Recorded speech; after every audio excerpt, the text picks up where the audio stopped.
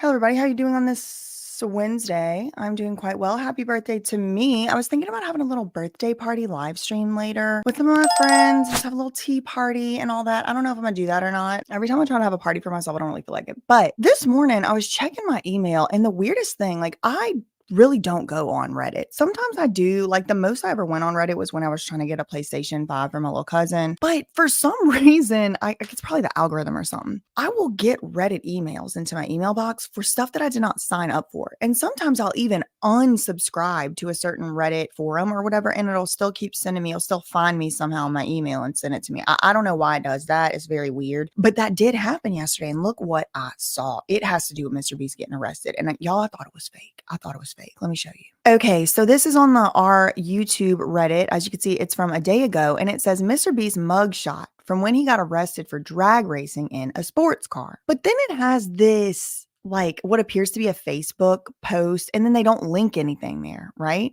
You look at the comments. I mean, I'm not looking too far. YouTube drama channels are going to be even more insufferable now. MrBeast, the end. This is funny. This is making fun of, I guess, like, I don't know, Oompa or somebody. MrBeast, the end, caught by police. But anyway, I saw this and I was like, okay, I don't know. This feels like a little bit setting me up for the okie doke. This feels fake, So we'll read it, but it's not fake.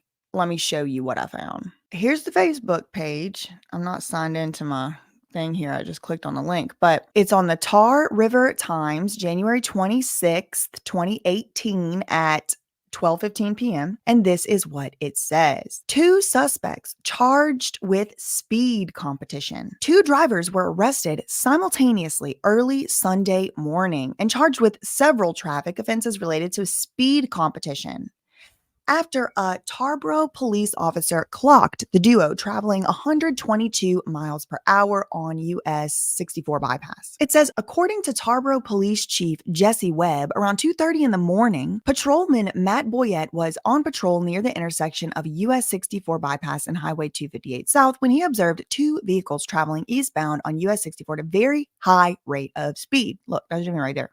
Webb said, that's the police chief, he said the vehicles appeared to be racing each other based on what this cop, Matt Boyette, observed. He was able to obtain a radar reading on the vehicles, which indicated that both vehicles were traveling 122 miles per hour in a 70 mile per hour zone. Boyette initiated traffic stops simultaneously and detained both drivers. The first driver was identified as Luis Sebastian Guerrero Rijo, 22 of Tarboro, and the other was identified as, oh my God, James Stephen Donaldson of Winterville, and they cited him as being 19 years old at the time. After the cops spoke with the suspects about what he had observed, he arrested them for spontaneous speed competition. So basically racing, you're not allowed to race. You can't speed like that because it puts people in danger. It puts other people at risk, stuff like that. While continuing to process the traffic stop, several officers arrived to assist the cop. One of the officers made, it says contract. I think they meant to say contact with a passenger in,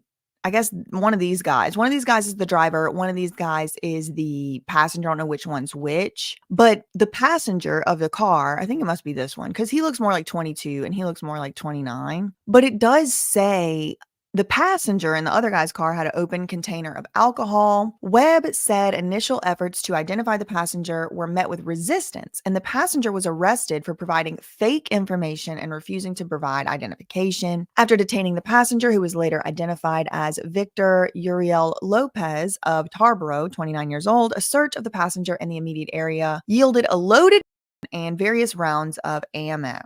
Read the rest of the story in this week's edition of the Tar River Times. Well, girl, I didn't get that week's edition of the Tar River Times. I didn't have occasion to check it out, but I have requested some FOIA documents from this arrest record. And if I find anything, if I get anything, I will let y'all know. I did want to come through though and tell y'all I saw that on the Reddit through no action of my own. And then I was able to go and find the actual post itself, because you can't believe everything you read on Reddit. Check out my yesterday's video if you have questions about that.